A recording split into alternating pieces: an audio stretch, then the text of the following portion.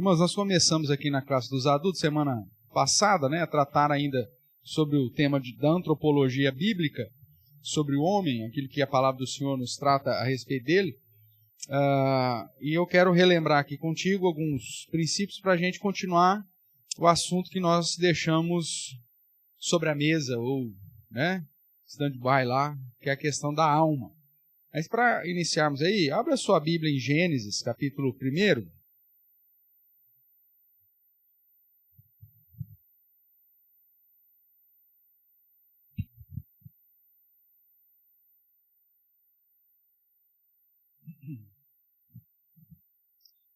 Nós já tratamos do fato de como que o homem surgiu, fazendo um breve confronto aí entre a postura evolucionista e criacionista.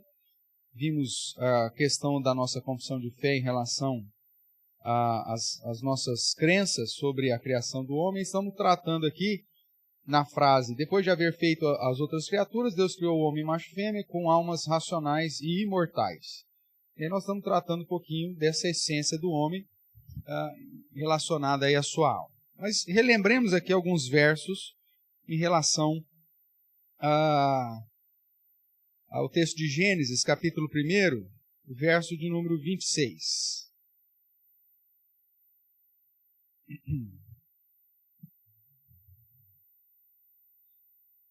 Gênesis, capítulo 1, verso 26. Diz assim: Também disse Deus: façamos o homem à nossa imagem, conforme a nossa semelhança. Tenha ele domínio sobre os peixes do mar, sobre as aves do céu, sobre os animais domésticos, sobre toda a terra e sobre todos os répteis que rastejam pela terra. Criou Deus, pois, o homem à sua imagem, a imagem de Deus o criou, homem e mulher os criou. E Deus os abençoou e lhes disse: sede fecundos, multiplicai-vos, enchei a terra, sujeitai-a, dominai sobre os peixes do mar, sobre as aves do céu, e sobre todo animal que rasteja pela terra. E disse Deus ainda: eis que vos tenho dado todas as ervas que dão semente, e se acham na superfície de toda a terra, e todas as árvores em que há fruto que dê semente, isso vos será por mantimento. E todos os animais da terra, e todas as aves do céu, e todos os répteis da terra, em que há fôlego de vida, toda a erva verde lhe será por mantimento. E assim se fez. Viu Deus tudo quanto fizera, e eis que era muito bom. Houve tarde e manhã, o sexto dia. Aí agora, no capítulo 2, nós temos aí novamente, a partir do verso 4, nós vamos ler aí pelo menos até o verso 7. Então diz assim: esta é a gênese dos céus e da terra quando foram criados, quando o Senhor Deus os criou. Não havia ainda nenhuma planta no campo, na terra, pois ainda nenhuma erva do campo havia brotado, porque o Senhor Deus não fizera chover sobre a terra. E também não havia homem para lavrar o solo, mas uma neblina subia da terra e regava toda a superfície do solo. Então, formou o Senhor Deus ao homem do pó da terra, e lhe soprou nas narinas o fôlego de vida, e o homem passou a ser alma vivente. Aqui. Agora vamos para o capítulo 2, verso 21. Gênesis capítulo 2, 21 diz: então, o Senhor Deus fez cair pesado sono sobre o homem, e este adormeceu. Tomou uma das suas costelas e fechou o lugar com carne. E a costela que o Senhor Deus tomara ao homem, transformou-a numa mulher e lhe a trouxe. E disse do homem: esta afinal é osso dos meus ossos, carne da minha carne, chamar-se-á varoa, porque do varão foi tomada. Por isso deixa o homem pai e mãe, se une à sua mulher, tornando-se os dois uma só carne. Ora, um e o outro, o homem e sua mulher, estavam nus e não se envergonhavam. Amém?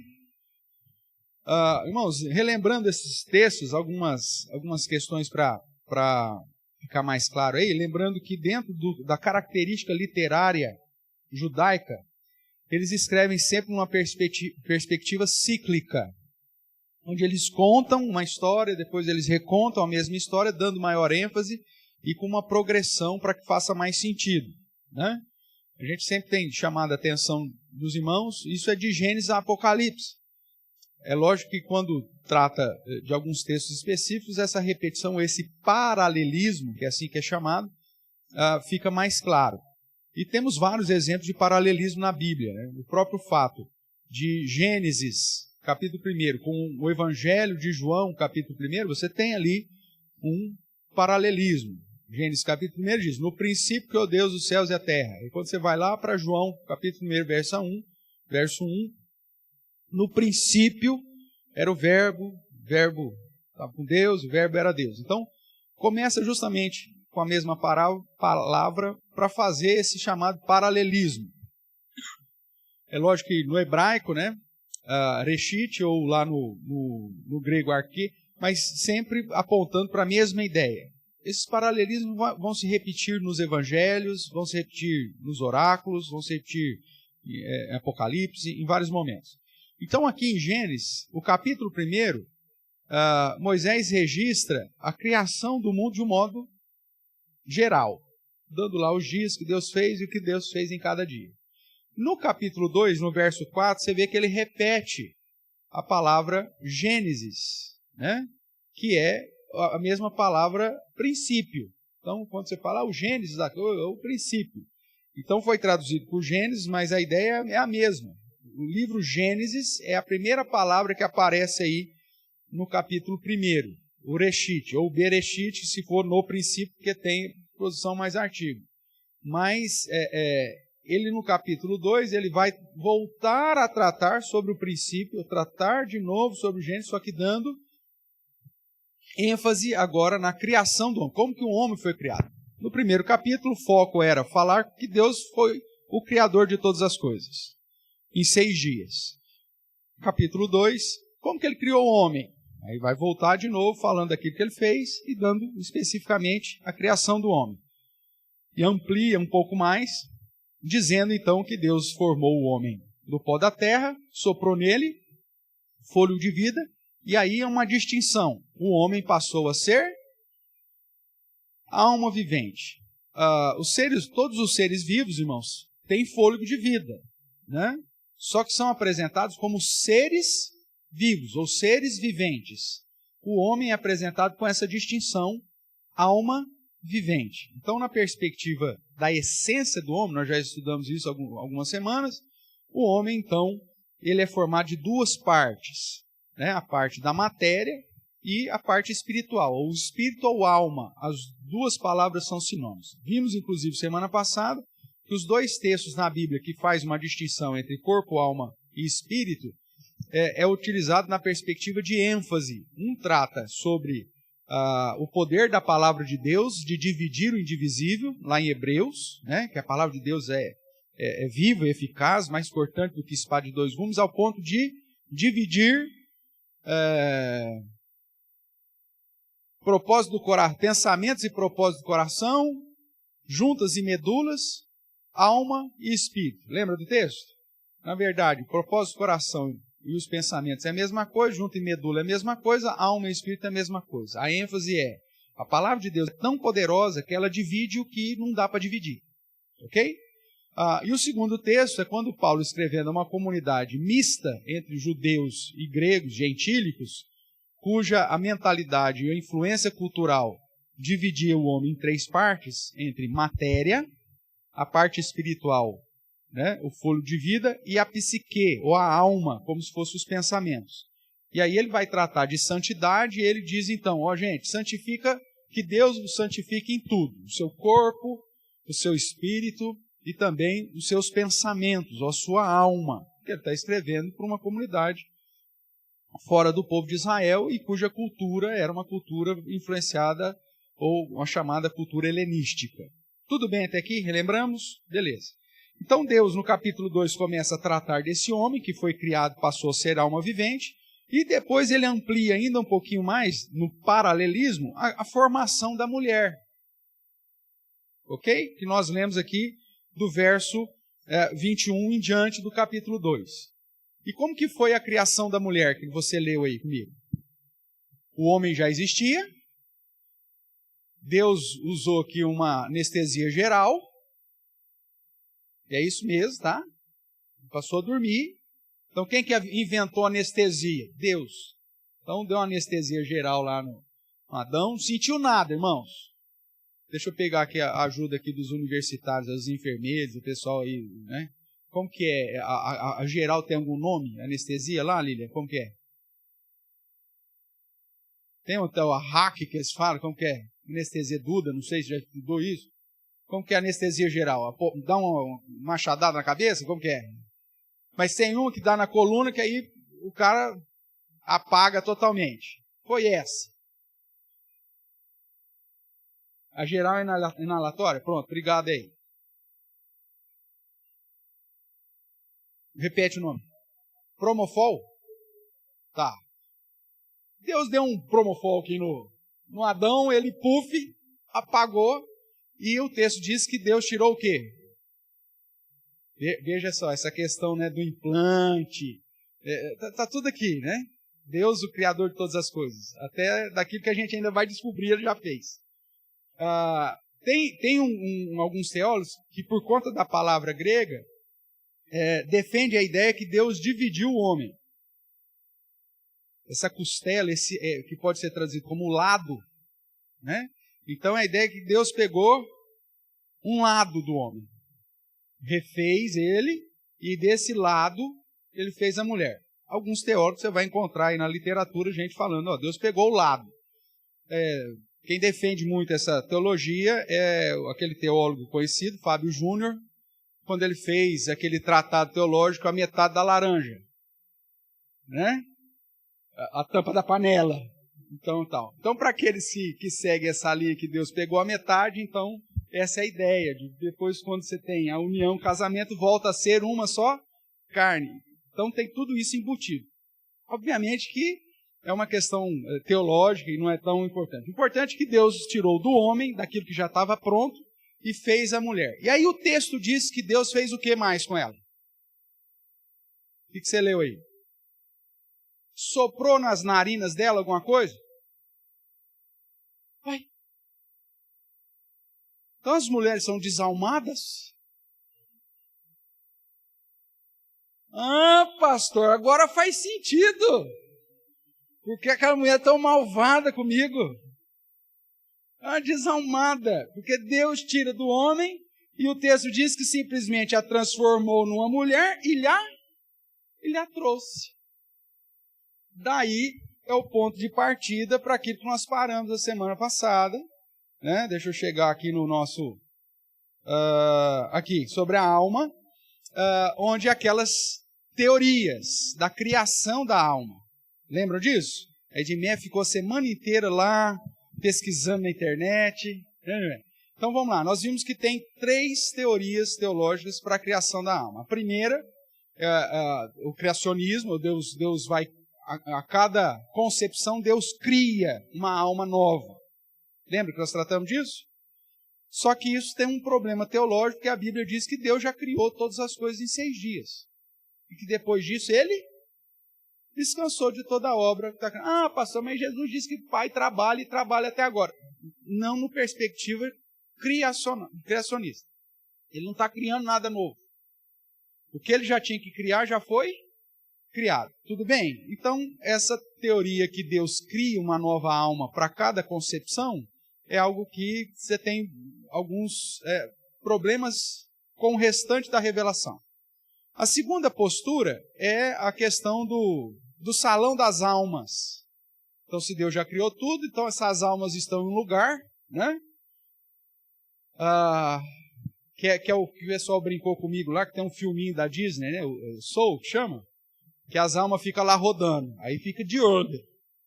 Na hora que vê que vai ter uma concepção, a alma entra, né, na concepção. Essa é uma outra teoria. Então imagine, né, um lugar numa dimensão aí, né, ou com as almas voando, igual o filminho lá, ou um monte de gavetinha, e aí o anjo fica lá, né, de butuca. Aí viu lá o papai e a mamãe, opa, hoje o clima está meio animado, né?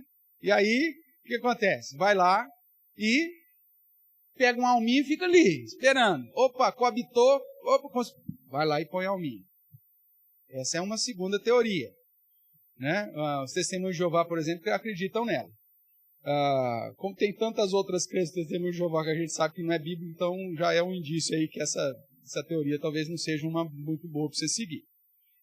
E a terceira teoria que se apresenta é chamada de traducionismo, que é a ideia de que a alma, uma vez que Deus colocou em Adão, essa alma é passada para todos os descendentes de Adão, da mesma forma que se passa qualquer outro tipo de informação genética.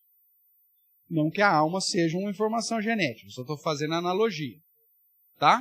Então você tem uma transmissão direta de Adão para os seus descendentes.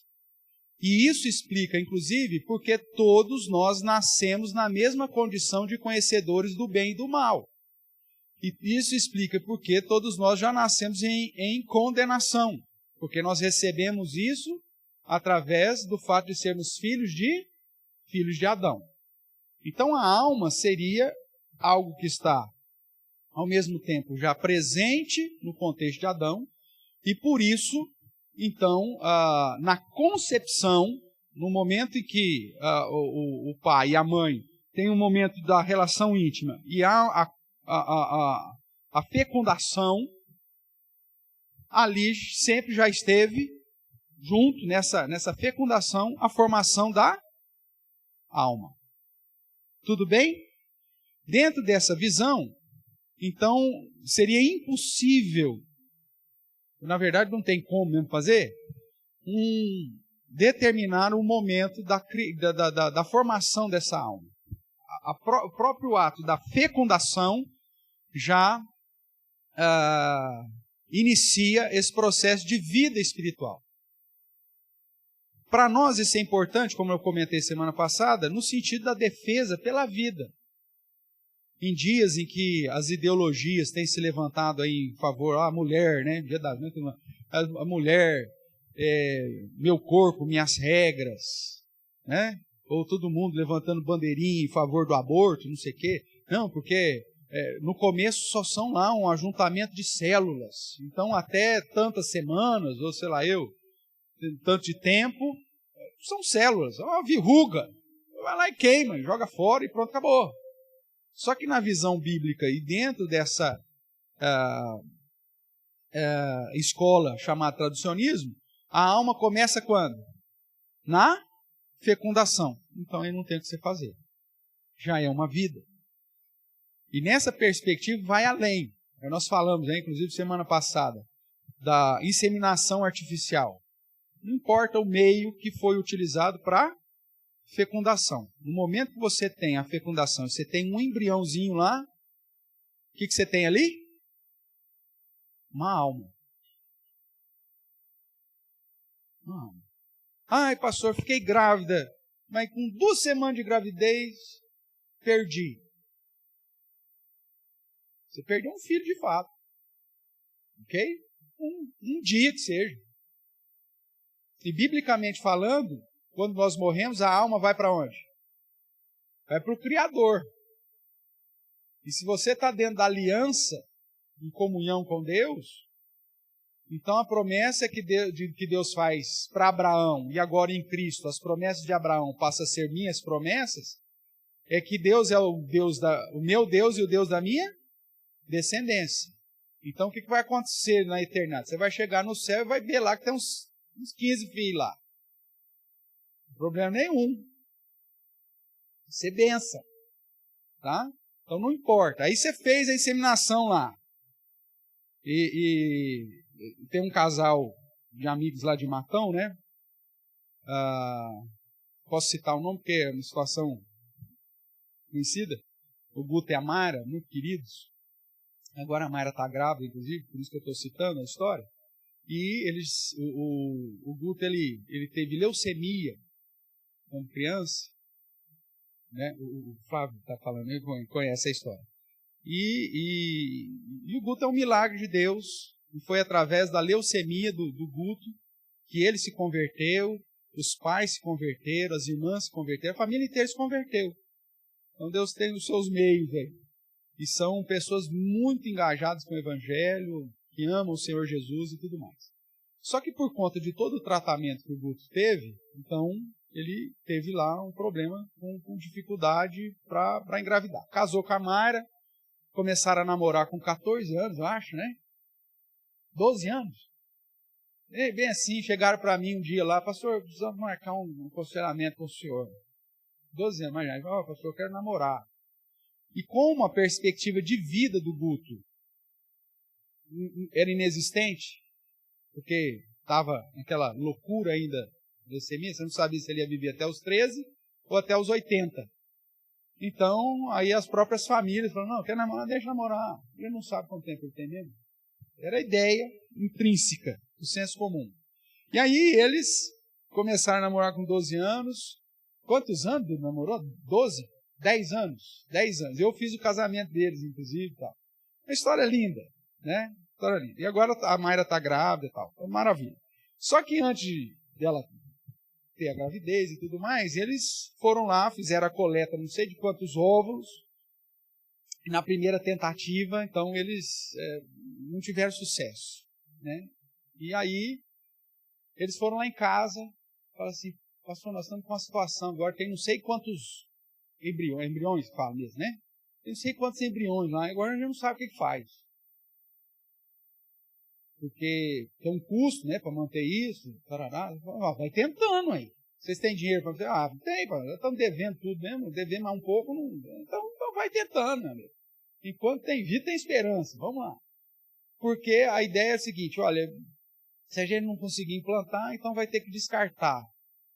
Eu falei, descartar você não pode. Dentro da perspectiva ética cristã, é uma alma. Então veja, o entendimento sobre a doutrina aqui vai, inclusive, te posicionar diante de várias situações que no nosso mundo moderno é uma realidade. O que fazer com os embriões lá que você fecundou? Na perspectiva bíblica e dentro daqueles que defendem a ideia do tradicionismo, já é uma alma. E se você jogar fora, você está fazendo o quê? Um aborto. Olha que difícil, né? Então é uma situação que a gente tem que pensar bem, até mesmo antes de resolver assumir alguma situação nesse sentido. Então, dentro desse traducionismo, a alma é uma informação recebida. Pastor, como funciona isso? É igual aos olhos, se vai ser verde? Não, não é. É algo que faz parte do mistério de Deus. Ele não nos revelou. Só que dá indícios bíblicos de que a alma é passada de pai para filho. E aí entra a minha parte, a minha tese. Lembra que eu falei? O tradicionismo diz, então, que a alma é passada dos pais. A minha tese eu chamo de tradicionismo paternal. Vocês vão... machista. Machista. Mas por que paternal? Qual que é a base da minha tese? Quando Deus criou Eva, Deus não soprou na narina dela o fôlego de vida, mas simplesmente a transformou na mulher e lhe a trouxe. Por quê? Porque essa fagulha de vida espiritual, essa alma, fagulha de alma, já estava em Adão. Dentro da minha tese ainda, do tradicionismo paternal, explica-se por que na encarnação de Jesus, e ele se tornando 100% Deus e 100% homem, ele não herda o pecado de Adão. Porque na minha tese, quem passa a informação da alma é o pai, por isso paternal.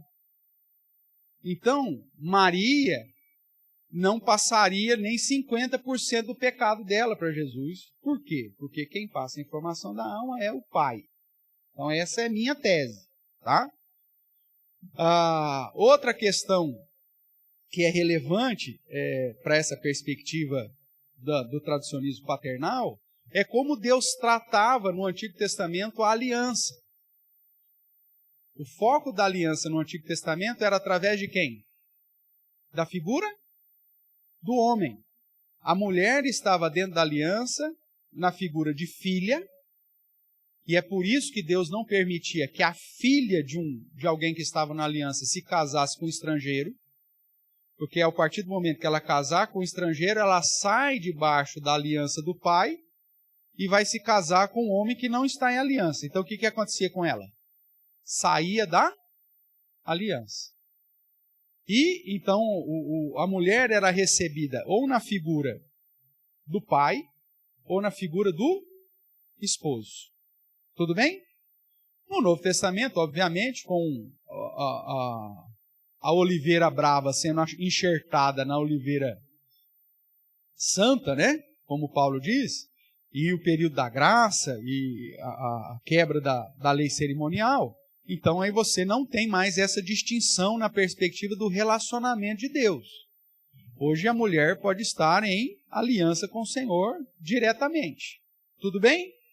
Então, mais o fato de como Deus tratava a ideia da aliança no Antigo Testamento sobre o seu povo, também aponta essa relação especial da figura paterna para, inclusive, com as mulheres.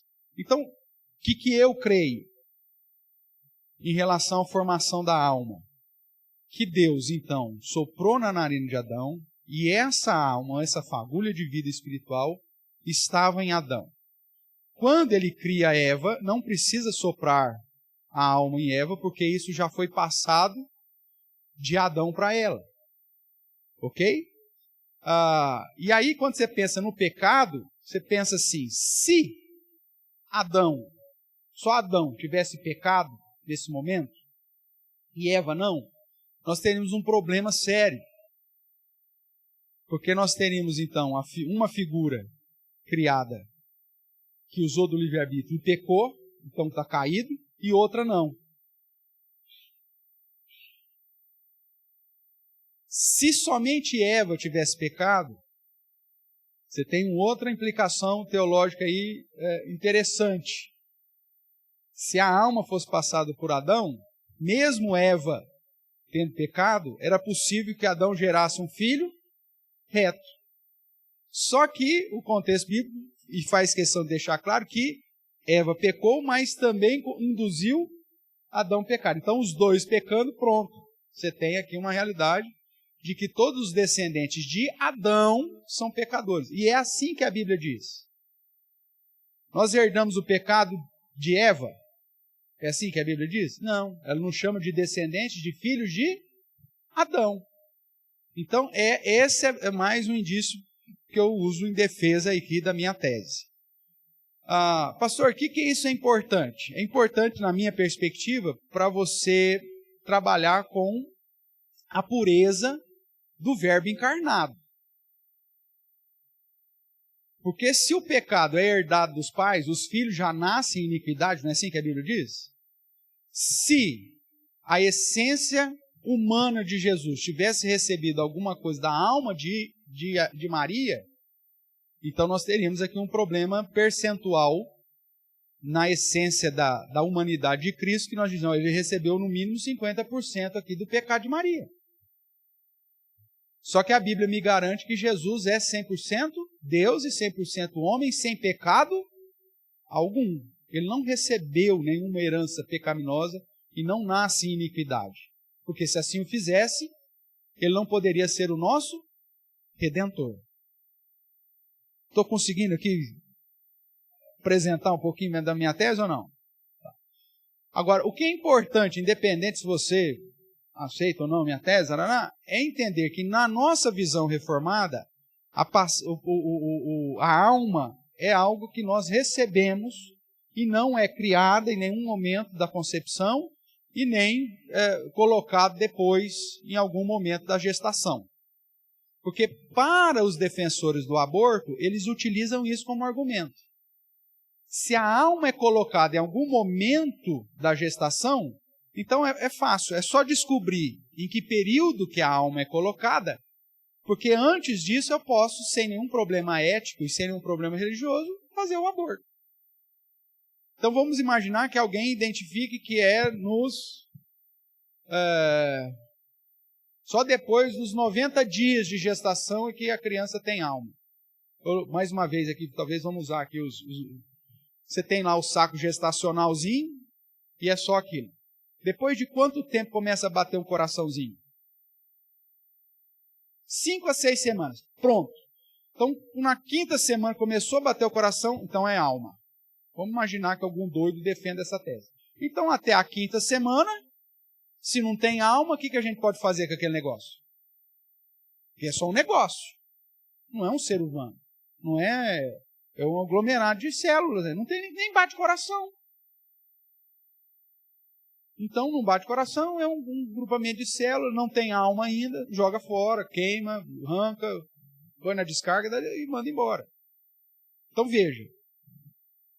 Para nós, hoje, ter um posicionamento da criação da alma vai determinar em que lado nós estamos nessa discussão sobre o aborto. Porque se nós cremos que a alma, então, já vem na fecundação e é recebida ou via pai ou via mãe, se você seguir só o tradicionismo, ou o tradicionismo paternal, pelo pai, então você já determina que desde o momento da concepção, você não pode mexer mais. E aí a vida pertence a Deus.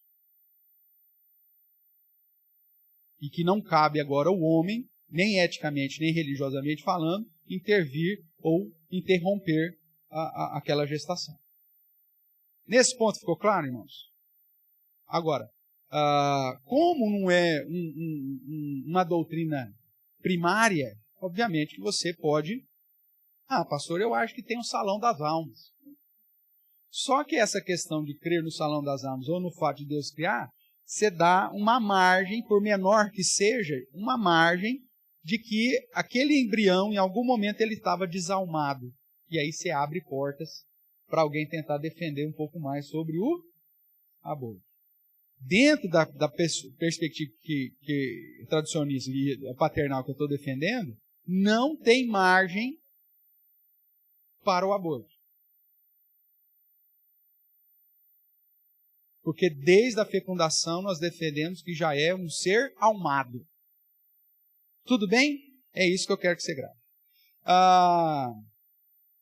E aí, dentro dessa ideia ainda do tradicionismo, como passa uma questão talvez mais biológica do que espiritual, né, para defender aqui a minha tese, é que nós temos, dentro da questão biológica, já algo que determina que só o pai passa. Cadê os nossos estudantes de biologia aí?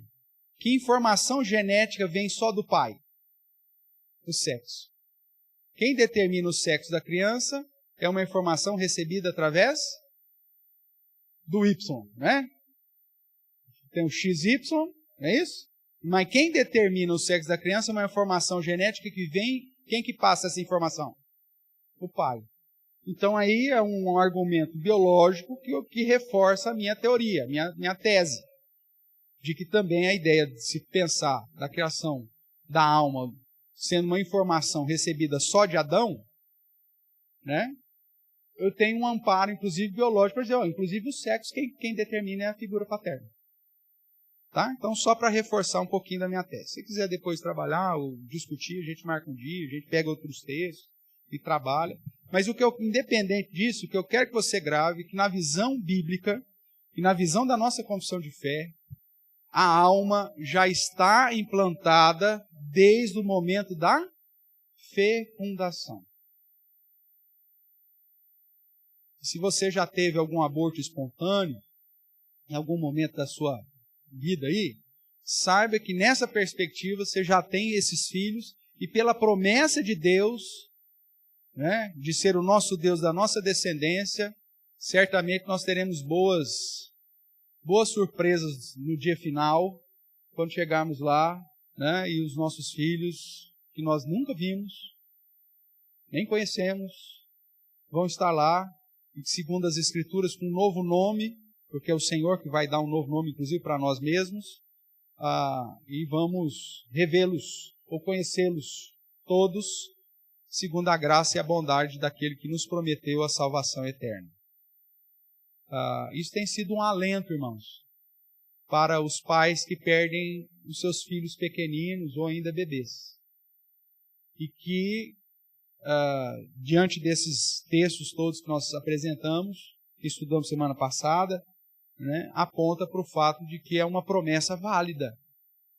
E é uma promessa com forte amparo bíblico, de que o Senhor, de fato, vai nos presentear com isso. Tá bom? Tudo bem até aqui? Sanei a dúvida aí, dona Guilherme?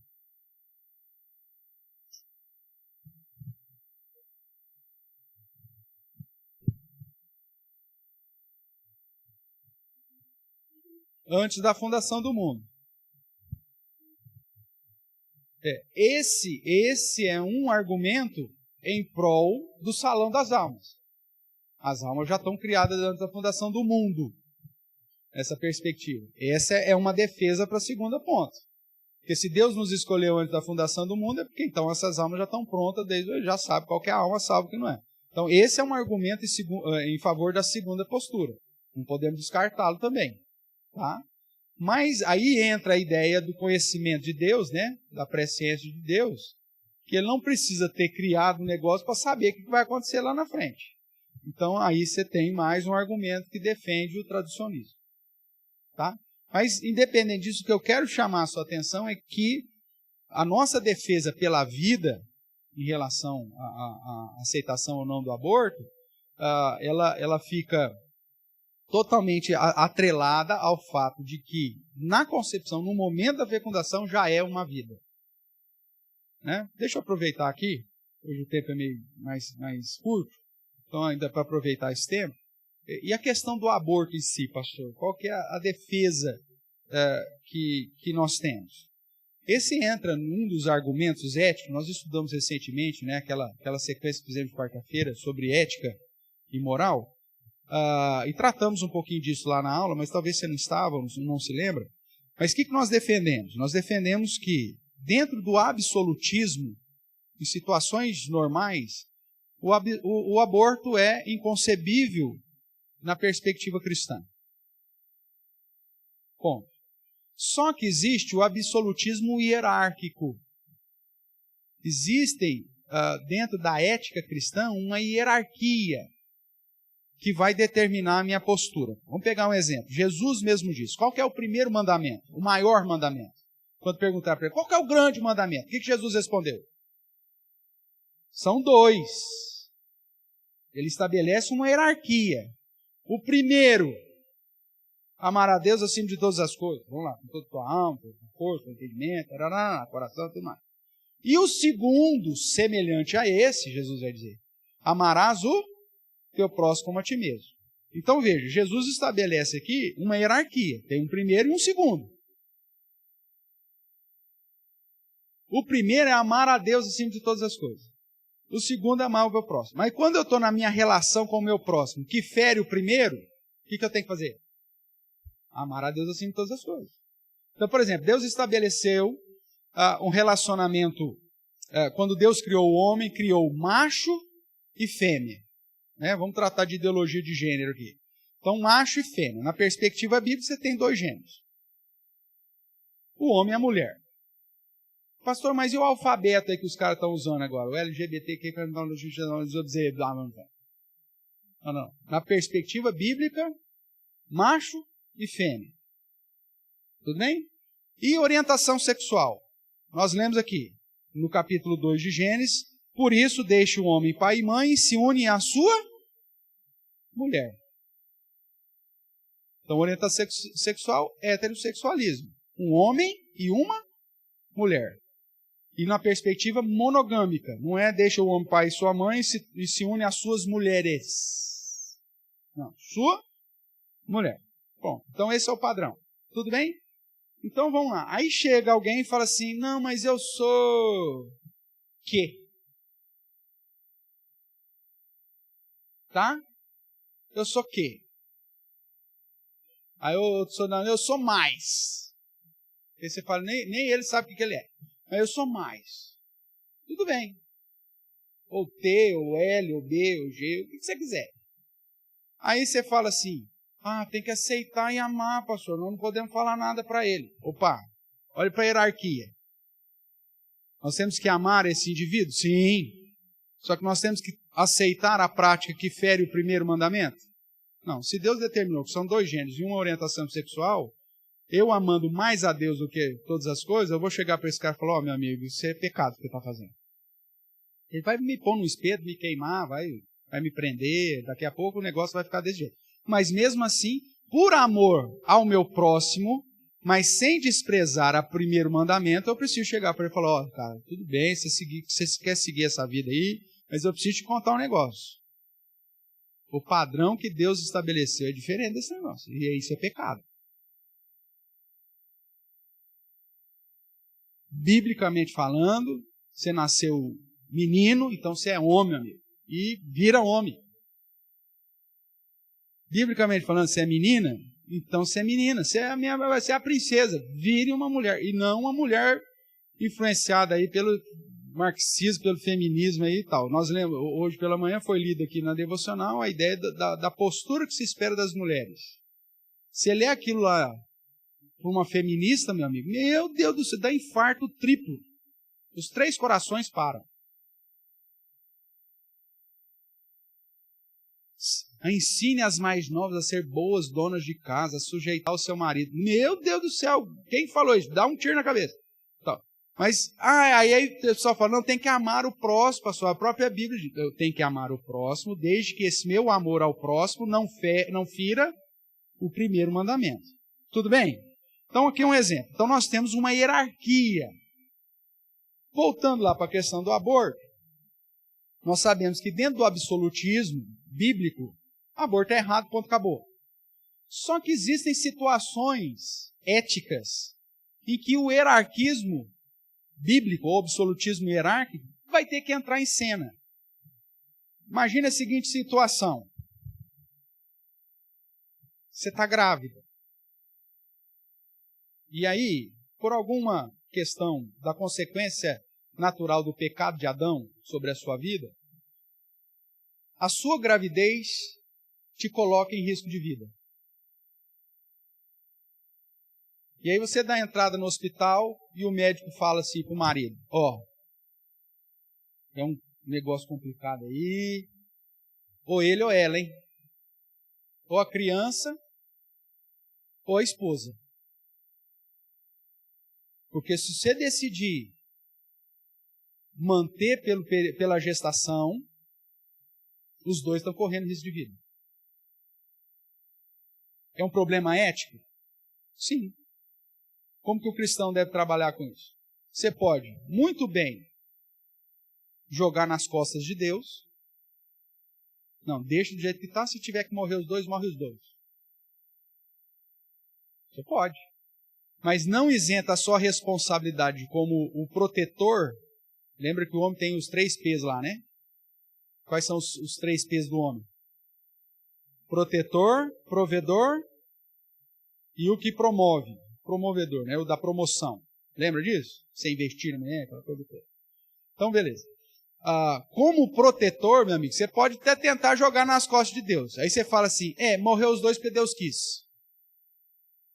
Mas no dia final, Deus vai falar, meu amigo, você era o cabeça, você era o protetor, você era o cara que tinha que definir as coisas, e você pulou no barranco. Então aí pesa sobre mim a responsabilidade, como uma só carne, de definir. E olha só, hein? Deus vai cobrar isso de você. É assim que a Bíblia dá. E aí você chega e fala assim, tá brigado com a mulher, aí você fala assim, então eu quero meu filho. Tá certo isso? Dentro do padrão hierárquico bíblico, não. Porque dentro da hierarquia bíblica, você pode estar separando dela, brigando, está divorciando dela. Você não pode nem vê-la mais. Independente disso, na visão bíblica, a vida adulta vale mais que a vida da criança ou intrauterina. Se houver uma situação ética que você tem que escolher entre a vida já instituída, a vida adulta, e a vida ou intrauterina ou de uma criança, dentro da ética bíblica, a vida do adulto tem mais peso do que a vida da criança, mesmo porque você não sabe se a criança vai vingar mesmo. Então você preserva a vida que já está constituída. Então isso faz parte da ética hierárquica bíblica. Então se porventura se chegar numa situação dessa, e você sabe da responsabilidade, e o médico, ele não vai deixar você tomar aquela decisão de jogar nas costas de Deus, porque ele tem que tentar preservar uma vida pelo menos. No momento do negócio crítico, ele vai escolher. Falando, não, vamos retirar o bebê. Pastor, mas isso é um aborto. Mas veja, a situação ética que me colocou num contexto desse. Eu decidi tirar a criança porque eu quis? Não. Está colocando em risco a vida da mãe. Então, dentro dessa perspectiva, a nossa crença no absolutismo, diante de uma situação real, tranquila, mantém a vida. Agora, quando há um risco da mãe, você tem amparo bíblico dessa hierarquia da importância da vida. Uma outra questão, né, que aí já não entra risco da vida física da mãe, mas muitas vezes o risco da vida ou da questão emocional, né, que é a criança anencéfala, fala, constatou, foi lá, fez ultrassom, olha, não tem cérebro.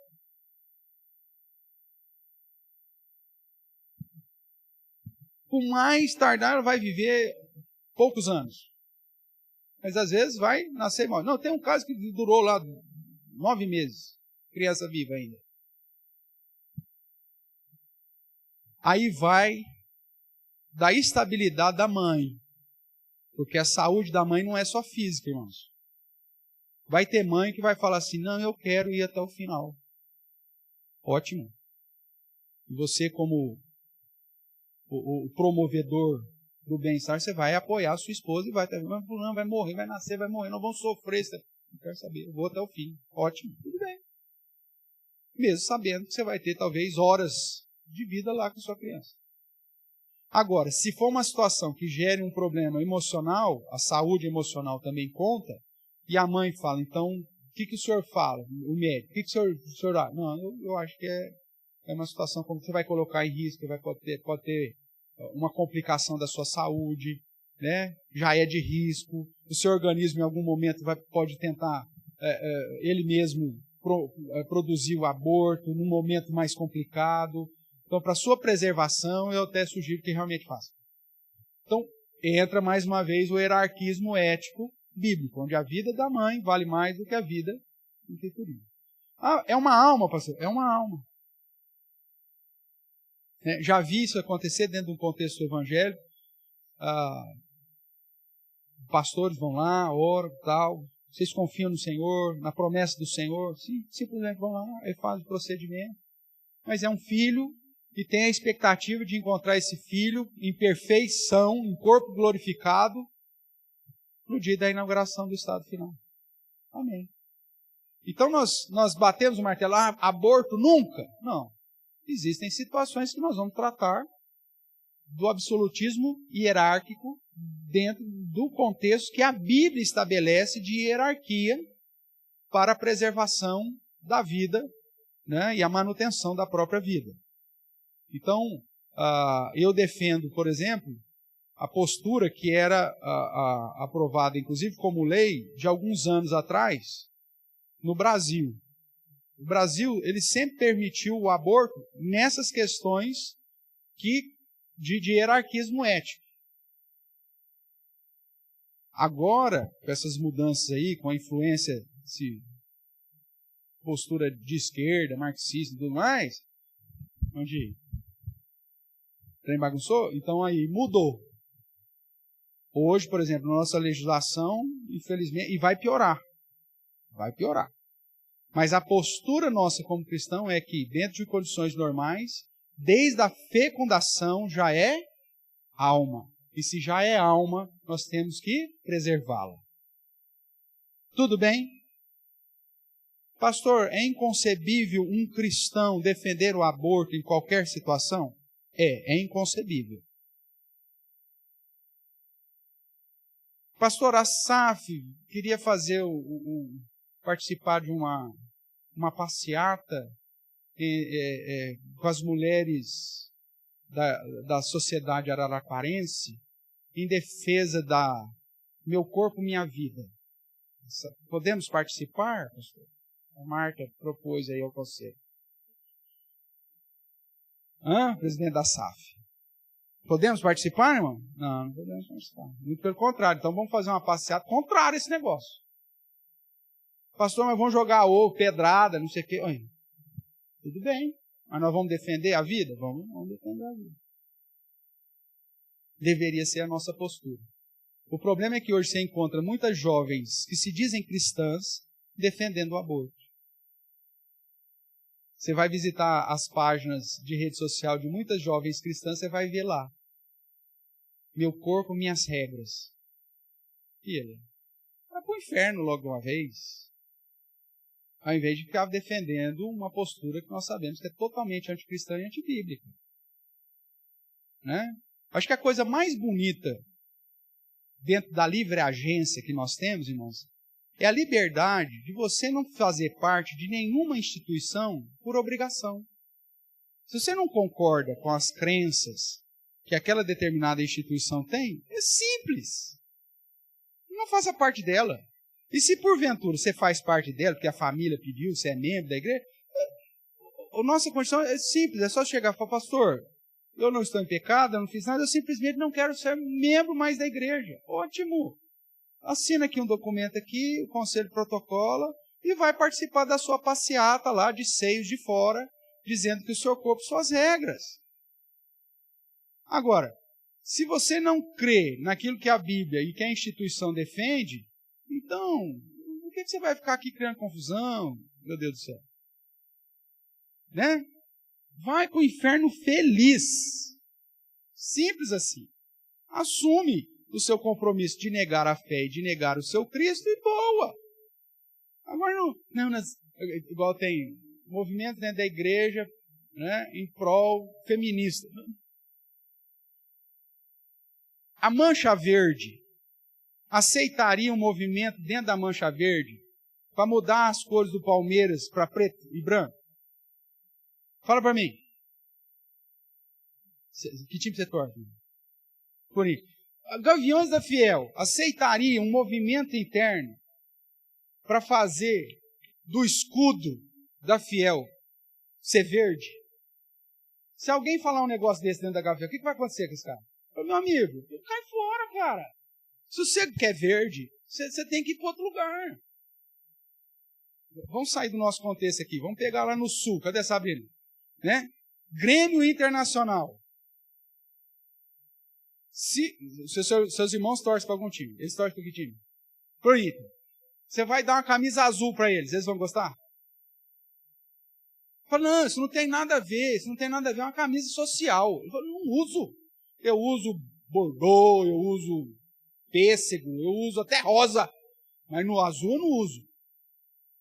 Não tem um negócio desse? Se você quer detonar com um colorado, é dar uma camisa azul para ele.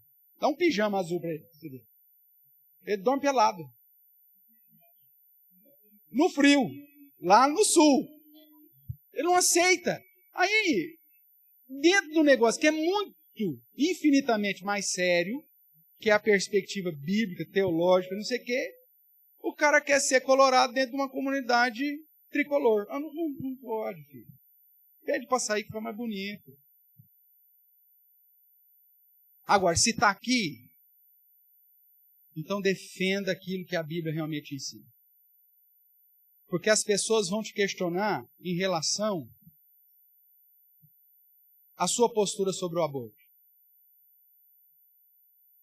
E aí você vai ter a oportunidade de recuar um pouquinho para tratar... Não vamos tratar de aborto, vamos tratar da alma. Você acredita que nós temos alma? A pessoa, obviamente, é claro. Então, se temos almas, nós temos vida após a morte. Se temos alma, nós temos um Criador a quem nós vamos comparecer. E se nós temos alma, trata do início da vida de um modo integral. E na perspectiva bíblica, que eu creio, a alma já está estabelecida desde o momento da fecundação. então não dá para conversar de um assunto que para mim não chama aborto, é assassinato. E aí você vai começar a ter posturas e posicionamentos diante dos assuntos que estão aí, inclusive sendo ensinado para o seu filho de 7 anos de idade, pela professora marxista de ciência que ela tem lá no colégio. E que você acha que não, eu não posso falar isso com a minha filha porque, coitadinha, ela é muito pequenininha. 7 anos você já está perdendo tempo. Irmãos, eu estou falando de experiência própria. Eu dormi com os meus filhos.